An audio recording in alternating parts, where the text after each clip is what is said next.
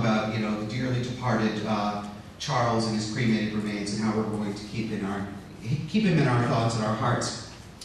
The Indiana Funeral Directors Association believes that we would all collectively be violating state law by practicing funeral service without a license. Carol was talking to you about the 5, 6 states now where you need a funeral director involved at some point in the process. You're not allowed to entirely accomplish your own funeral. I had problems enough with this, but when I saw a letter from the Indiana Funeral Directors Association about 4 weeks ago from their general counsel, which had been leaked to me by a friendly funeral director, who's sort of on the outs with the association because it's a low-cost provider and sort of makes the expensive Cadillac guys look a little bit pricey.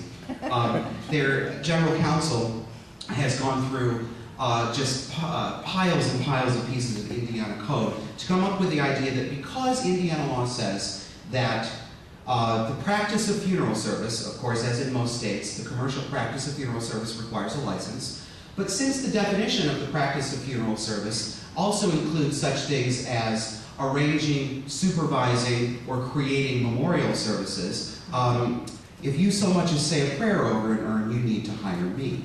Oh my God. Now, that to me sort of encapsulates the reason why Funeral Consumers Alliance exists. It's one of the reasons. There are many reasons. But, you know, we talk about the fact that we are about empowering people, and we are about giving them choices, and we are about educating them. The national office sits in Vermont, and we get about 5,000 to 10,000 telephone calls and emails a year, and we have a staff of 2 full-time people and 1 part-time person. So we get a really broad cross-section of the funeral buying public. So we hear from people who want a very traditional conservative funeral with a viewing. We hear from people who say they want direct cremation. We hear from people in between. But we become the go-to place for people who want advice on unconventional options. And of course, what was very conventional 120 years ago, as you'll hear when we have our home funeral panel, taking care of your own dead, has become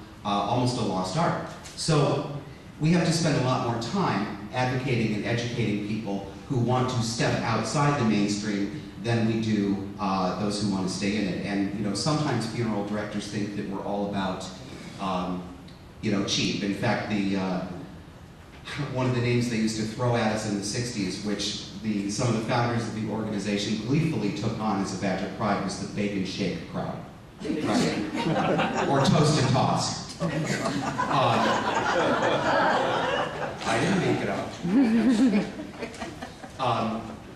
And it is true that I would say probably a majority of our membership is interested in more simplified funerals, but it is not everybody.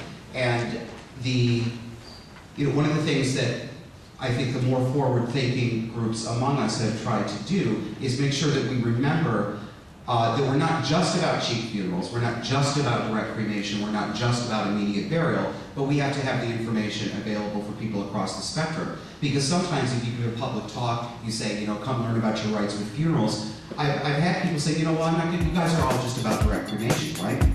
So that's